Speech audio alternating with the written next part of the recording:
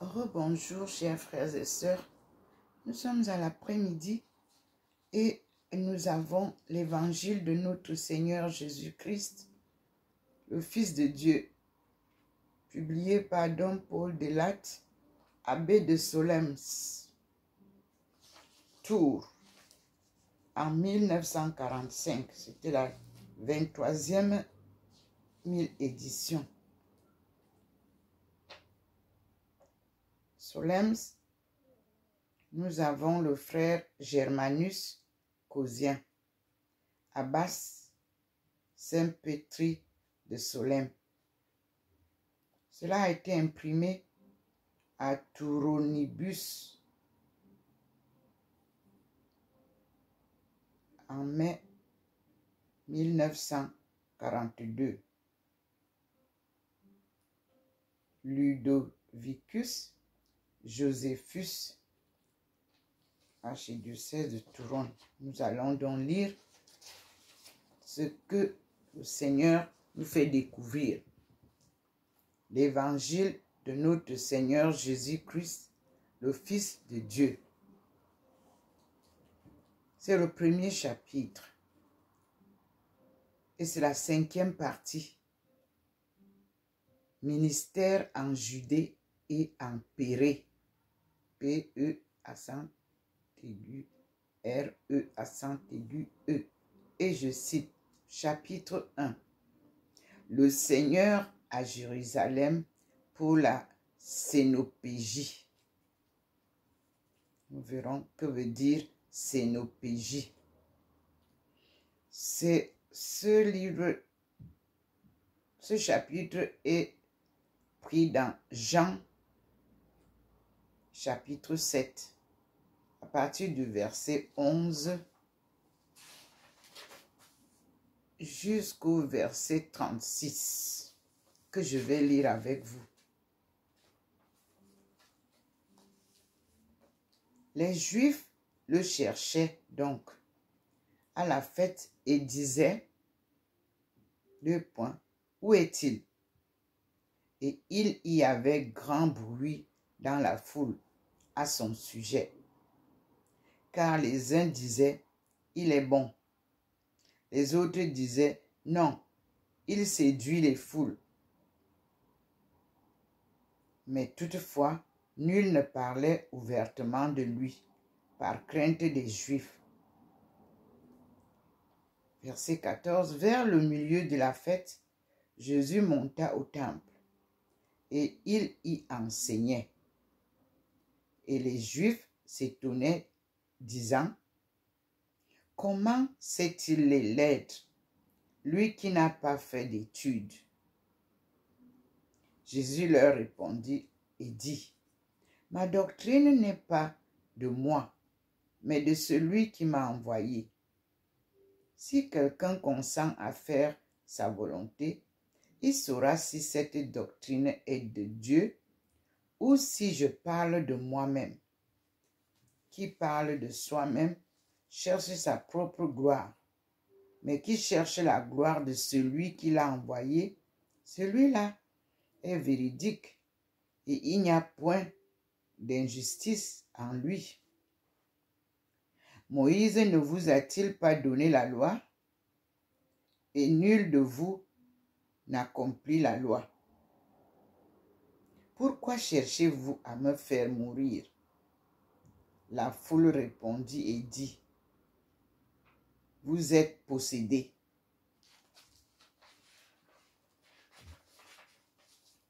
Qui cherche à vous faire mourir? Jésus répondit et leur dit, j'ai accompli une seule œuvre. Et vous et tous, vous êtes étonnés. Cependant, Moïse a donné la circoncision, entre parenthèses, elle n'est pas de Moïse, mais des patriarches. Et le jour du sabbat, vous pratiquez la circoncision. Si un homme reçoit la circoncision le jour du sabbat, pour que la loi de Moïse ne soit pas violée,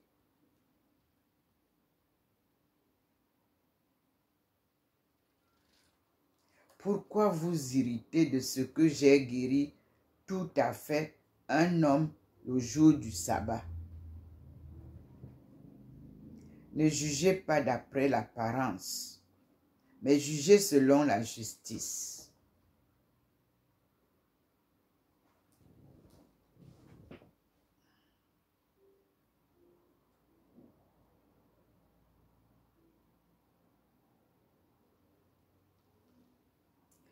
Les gens de Jérusalem disaient donc, n'est-ce pas celui qu'on cherche à faire mourir? Voilà qu'il parle ouvertement et on ne lui dit rien. Les princes ont-ils reconnu vraiment qu'il est le Christ? Mais nous savons d'où il vient. Le Christ, lorsqu'il paraîtra, personne ne saura d'où il vient. Verset 23. Donc, Jésus criait dans le temple, enseignant et disant, « Vous me connaissez, vous savez d'où je viens, d'où je suis, et je ne suis pas venu de moi-même, mais il est vrai celui qui m'a envoyé, et vous ne le connaissez pas. Mais il est vrai celui qui m'a envoyé, et vous ne le connaissez pas. Je le connais, moi, car je suis de lui, et c'est lui qui m'a envoyé, car je suis de lui, et c'est lui qui m'a envoyé. Verset 30. Et il cherchait à l'arrêter, mais nul ne mit la main sur lui, car son heure n'était pas encore venue. Parmi la foule, beaucoup crurent en lui et disaient, est-ce que le Christ, lorsqu'il viendra, accomplira plus de merveilles qu'il n'en a fait?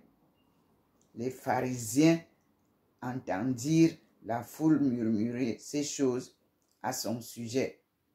Et les chefs des pharisiens envoyèrent des agents pour se saisir de lui. Jésus leur dit donc, je suis avec vous pour un peu de temps encore, et je m'en vais vers celui qui m'a envoyé. Vous me chercherez et vous ne me trouverez pas. Et où je suis, vous ne pouvez venir. Les Juifs se dirent donc entre eux, où doit-il aller que nous ne puissions le trouver? Va-t-il aller dans la dispersion des gentils et enseigner les nations? Que signifie ce langage? Vous me chercherez et vous ne me trouverez pas. Et là où je suis, vous ne pouvez pas venir. Fin de citation. C'est Jésus qui parle. Et c'est des questions-réponses avec la foule. Nous sommes là à l'enseignement vers le milieu de la fête. C'est le premier chapitre. L'évangile de notre Seigneur Jésus-Christ, le Fils de Dieu. Voici ce que dit l'écrivain. Le Seigneur s'est rendu à Jérusalem sans bruit, évitant les foules pour la fête de la Cénopégie ou des tabernacles. Voilà, c'était la fête des tabernacles. Cependant, la nouvelle de son arrivée s'est répandue et la curiosité des Juifs est en éveil. Nous savons que dans Saint Jean, cette désignation, entre guillemets, les Juifs, est ordinairement réservée à tout le parti hostile au Seigneur. Peut-être est-elle née à l'époque même où l'apôtre écrivait son évangile.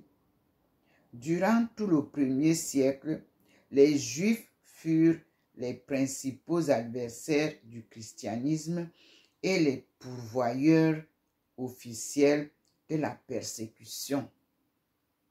Dans les groupes de pèlerins galiléens qui arrivent, les gens de la synagogue cherchent donc Jésus.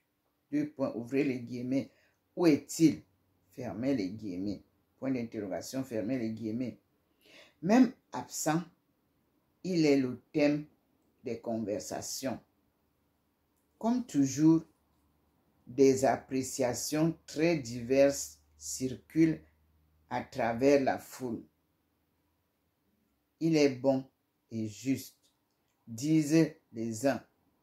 Non, répliquent les autres. Il est bon et juste, disent les uns.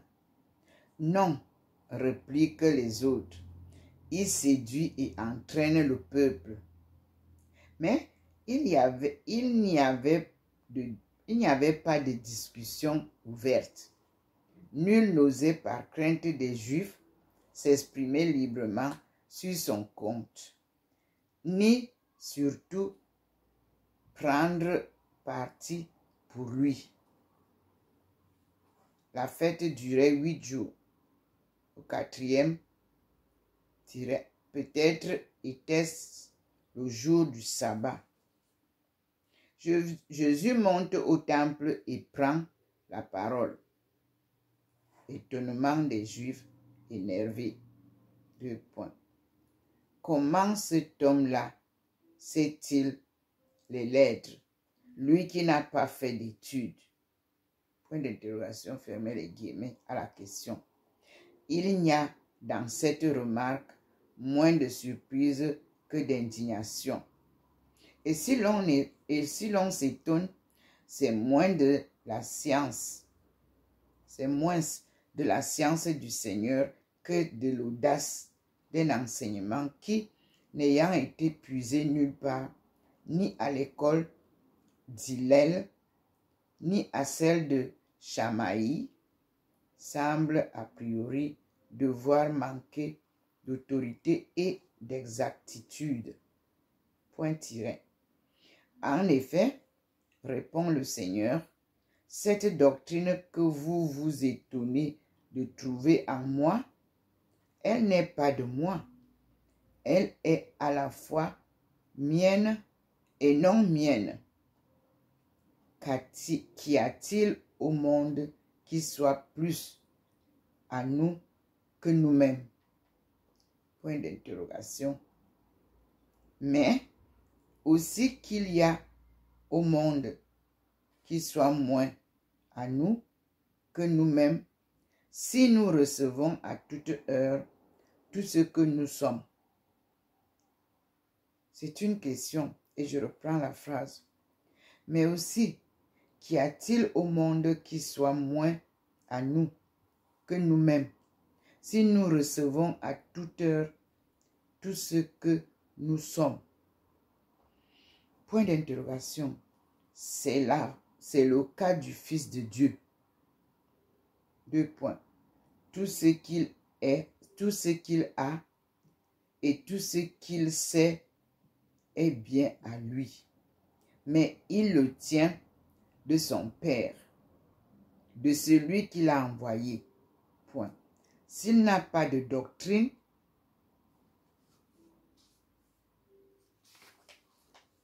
personnelle, c'est une garantie de plus, puisqu'il ne donne que la pensée de son Père, qui est Dieu. Point à la ligne. Car il y a 2 sortes de docteurs. 2 points. Ceux qui parlent d'eux-mêmes, sans mission, sans autorité, en quête d'une gloire personnelle. Et ceux qui parlent au nom de Dieu, appuyés sur son autorité. Le Seigneur donne 2 indices de discernement entre les uns et les autres. 2 points. L'un chez l'auditeur, l'autre chez le prédicateur. L'auditeur fera le discernement s'il est droit lui-même, s'il est disposé à accomplir la volonté de Dieu. L'acceptation d'une doctrine qui vient de Dieu n'est assurée que moyennant l'affinité intérieure avec la loi et les vouloirs de Dieu. Mais il existe aussi un procédé de discernement dans le prédicateur lui-même, ses œuvres, sans aucun doute, mais de plus sa loyauté et ses intentions. Tout élément égoïste et jaloux n'est capable que de fausser la pensée et son expression. Celui qui parle de son chef poursuit sa propre gloire, mais celui qui cherche la seule gloire de celui qui l'a envoyé, celui-là est véridique et il n'y a que droiture en lui. Point. La réflexion du Seigneur était de nature à réjouir les croyants. Elle atteignait aussi des consciences déjà homicides, afin de leur signaler l'obstacle qui s'opposait à leur foi.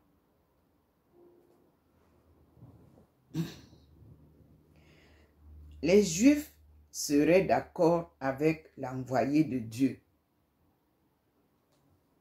si eux-mêmes obéissaient à la loi de Dieu. Sans doute, Moïse vous a donné la loi, mais aucun de vous ne l'accomplit. Point d'exclamation. La loi n'est pas faite pour être entendue seulement. Et pour être capable d'accueillir la pensée de Dieu, ne faudrait-il pas renoncer tout d'abord au projet sanguinaire que vous nourrissez en vos cœurs? Point d'interrogation. Tiret. Cette illusion à la fois mosaïque, déjà motivée par le verset 17, virgule, l'est plus encore par la circonstance historique que rappelait la fête des tabernacles. Point. On ne pouvait commémorer les 40 années passées sous la tente dans le désert sans rappeler à la pensée de tous l'événement qui avait dominé toute cette longue période. 2 points. La promulgation de la loi au Sinaï. Sinaï, la montagne.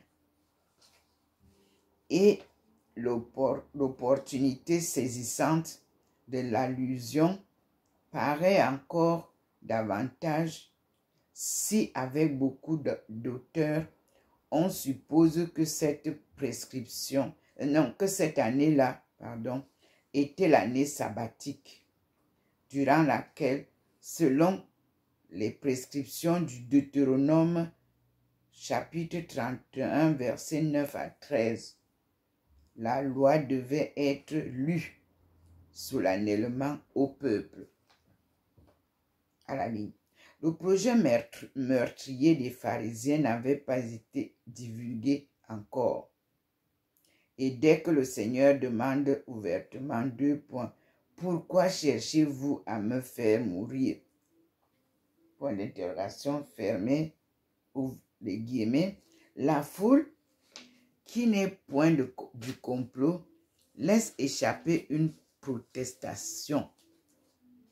2 points, mais c'est folie. C'est une exagération insensée. Point d'exclamation. Qui songe à vous mettre à mort? Point d'interrogation. L'expression Deomonium monium habes est vague et susceptible, selon les circonstances, d'une acceptation adoucie. Le Seigneur a fait remarquer qu'il y a opposition entre la loi et le dessein homicide. 2 points. Combien il était facile aux Juifs ennemis, au souvenir du paralytique guéri le jour du sabbat. Vous verrez ça dans Jean 5, c'est-à-dire chapitre 5. De répliquer qu'il y avait opposition aussi entre la loi et la prescription donnée au paralytique après sa guérison. Point d'exclamation. Peut-être la réplique elle-même eut-elle lieu, car le miracle avait fait scandale à Jérusalem. J'ai accompli une œuvre, une seule, reprend le Seigneur, qui vous a été un motif de surprise et d'indignation. 2 points. J'en ai fait beaucoup d'autres auxquels vous ne voulez pas regarder. Vous avez choisi avec soin parmi mes miracles, vous avez choisi avec soin parmi mes miracles celui qui pouvait contenir un grief contre moi. Lorsque la haine a trouvé son prétexte, elle y revient avec obstination et néglige tout le reste.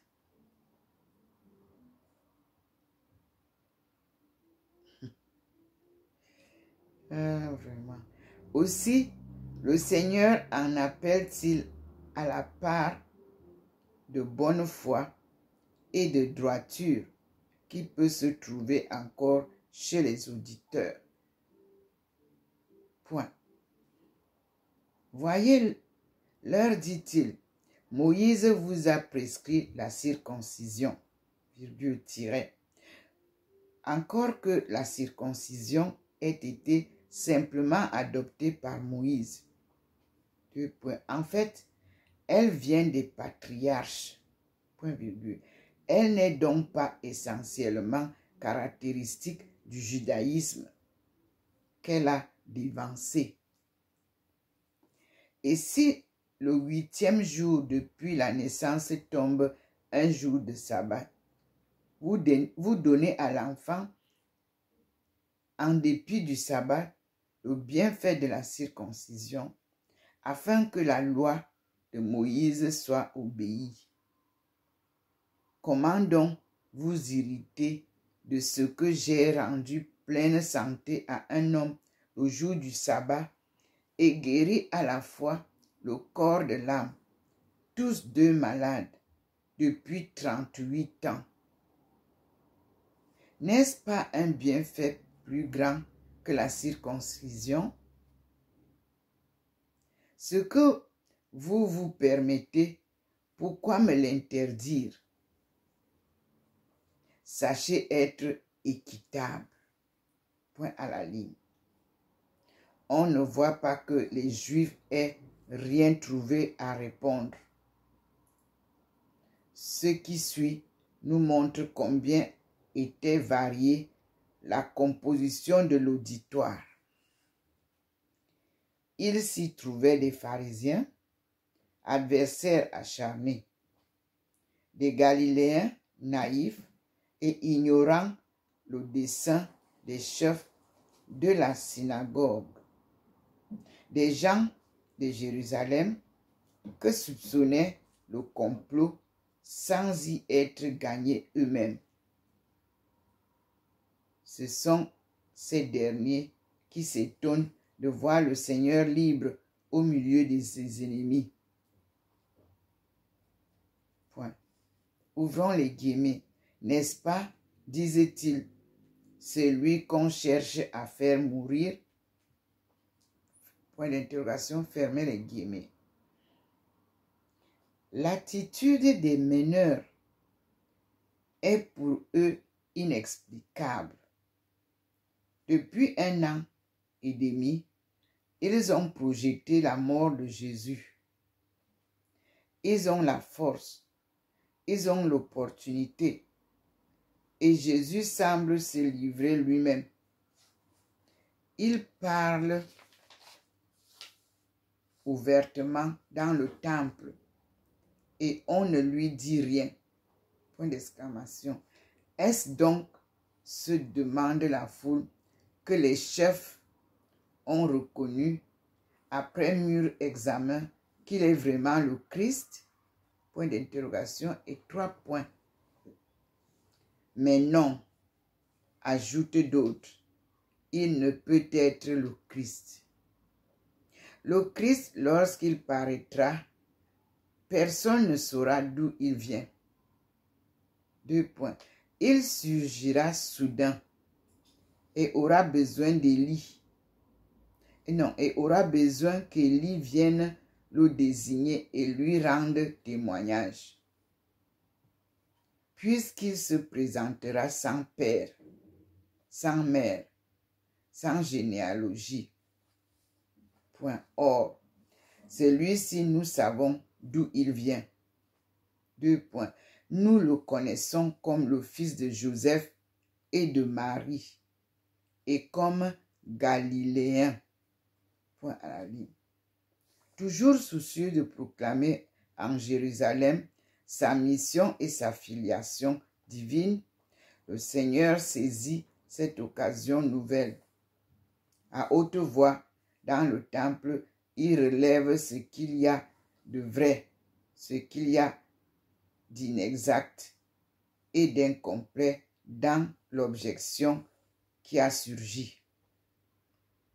Oui, dit-il, vous me connaissez et vous savez d'où je suis. Vous n'ignorez pas mon origine terrestre et ma patrie. Mais c'est peu de choses. Il vous reste à apprendre que je suis un envoyé. Et de qui je suis l'envoyé? Il vous reste à apprendre que je suis un envoyé et de qui je suis envoyé. Je ne suis pas venu de moi-même et sans mandat.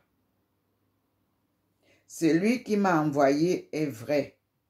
Il est vérité. 2 points. Il garantit la vérité de son messager.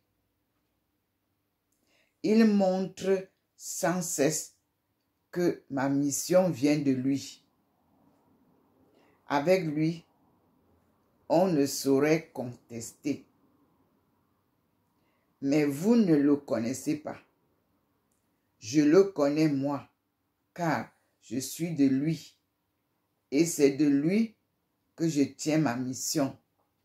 Point tiré. De telles assertions ne faisaient que réveiller le grief ancien et envenimer.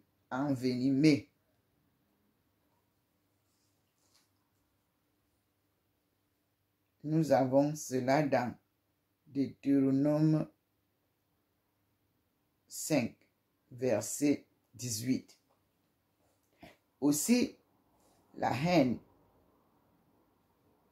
des pharisiens s'en accroît-elle.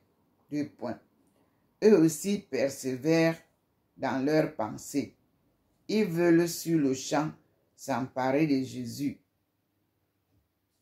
Et pourtant, nul ne parvient à se saisir de lui, parce que l'heure fixée par Dieu n'était pas venue encore.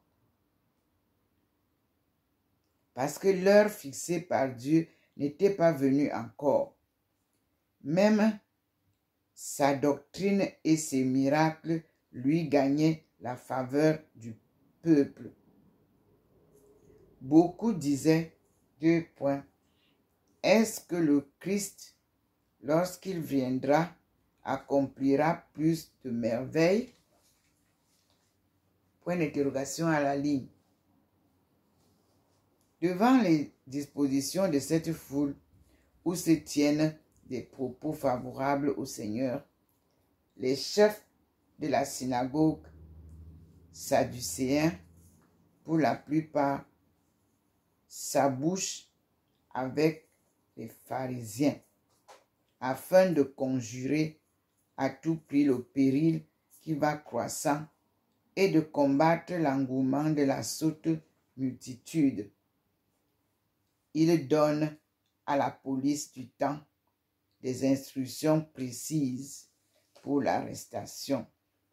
Mais le Seigneur, qui n'ignore rien, déclare que cette mesure n'aura sur l'heure aucun succès. Point. Son enseignement se poursuit en s'inspirant même des objections et des difficultés qu'on lui oppose.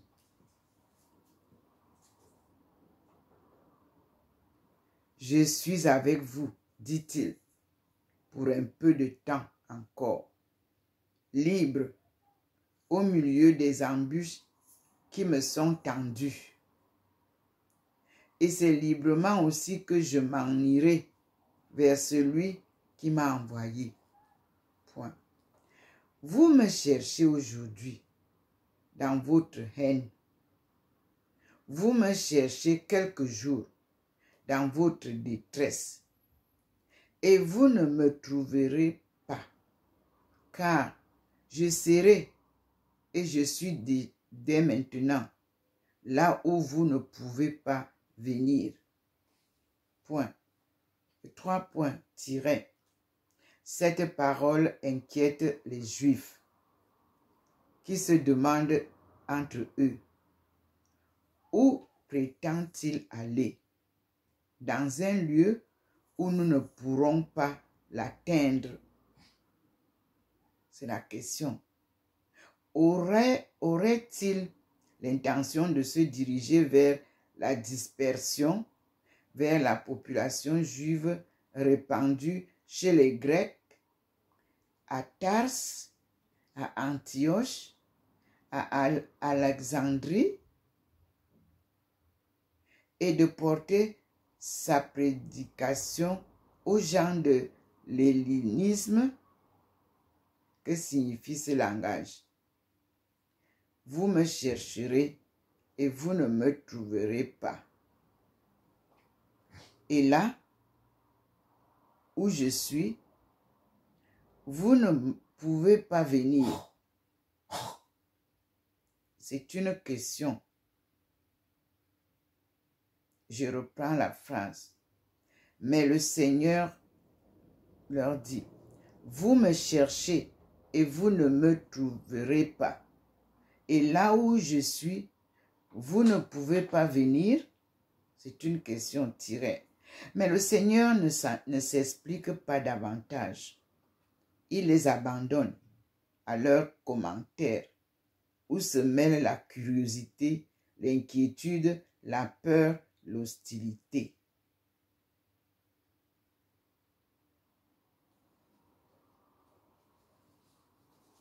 Nous avons donc lu ça et il nous faut prendre le temps d'aller voir les citations qui nous sont données dans Deutéronome 31, versets 9 à 13.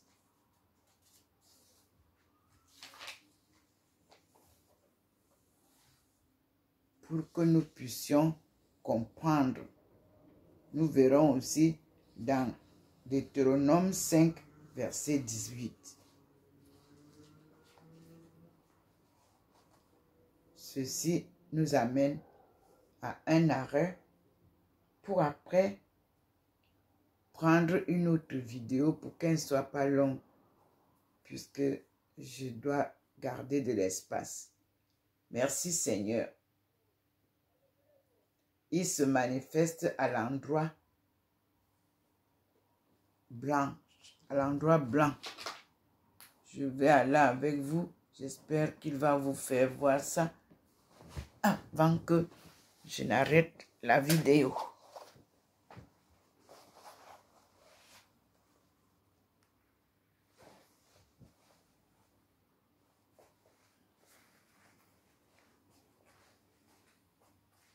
Voici la manifestation du Seigneur sur cette étagère.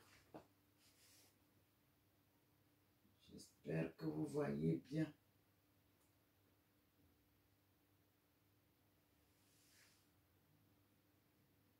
Moi, je vois, puisqu'il nous présente sa face, ainsi que Marie de Magdala, et l'endroit fait bouger comme des bénédictions.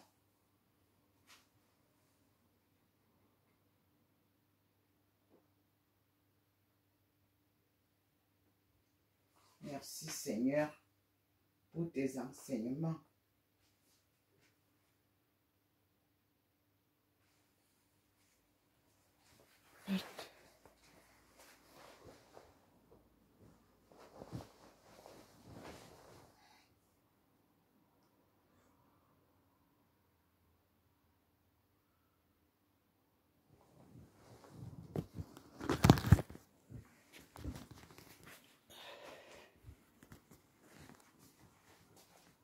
Voici donc là où le Seigneur se manifeste. J'espère que vous voyez bien sur cette étagère. Et vous voyez comment la bénédiction se verse dessus. Ça bouge comme une pluie. Merci Seigneur.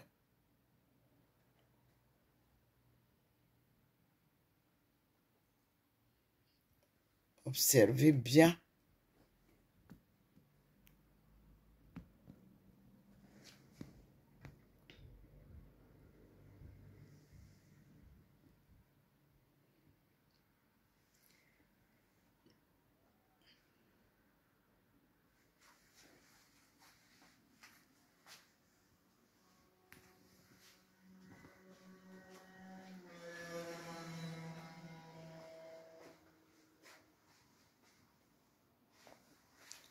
Et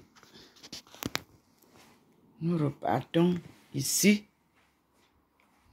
Nous sommes toujours assises là, comme vous le voyez. Mais pas, il ne nous montre pas beaucoup, mais nous sommes là.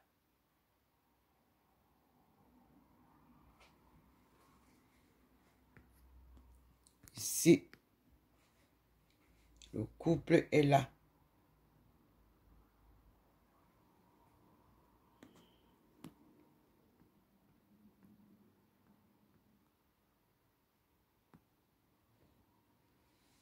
Avec nous. La lumière qui est derrière moi est là. Et vous avez la présence du Seigneur qui est là-bas, à l'entrée de la chambre.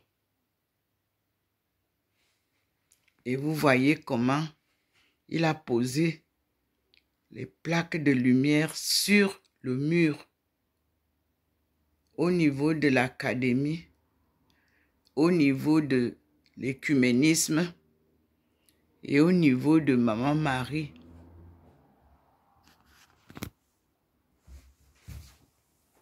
Nous disons merci au Seigneur pour ses enseignements.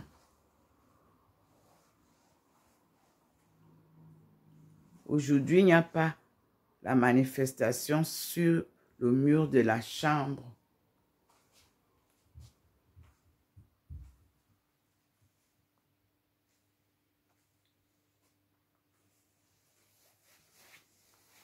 C'est ici qu'est concentrée la manifestation où le Christ vous montre les personnages dont il parle, qui vont être avec moi à la phase de cette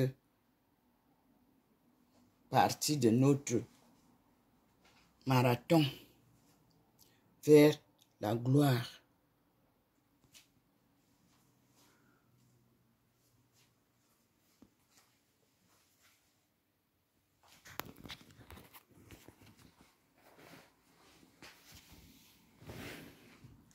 Voici donc là pour vous dire, mes frères et sœurs, restons dans la prière pour obtenir toutes les grâces dont le Seigneur nous comble et nous comblera toujours. Soyez dans la paix, plus de guerre. Faites cesser toutes les guerres autour du monde et vivons en paix. Paix, justice, réconciliation avec Dieu, pour que vous puissiez alors être convertis, comme on dit, vous lavez et portez un linge neuf pour cheminer avec le Seigneur. Nous sommes à la fin des temps de notre ère. Je suis Docteur Ndumo Melingi Thérèse, servante du Seigneur et son peuple choisi. À écouter ce que nous venons de lire là, c'est le début là, le livre que je lis là en français, parce que c'est là-bas que le bas blesse. La zone francophone est loin de la réalité de la connaissance de Dieu. Et le Seigneur est descendu pour réallumer les cendres et nous aider à comprendre la news, c'est-à-dire la connaissance de Dieu. Qui est Dieu pour toi? Et qui es-tu pour Dieu? Stimulez votre foi. Demandez à Dieu de vous donner une foi plus forte. Vous allez vous découvrir vous-même et vous découvrirez qui est Dieu. Merci Seigneur.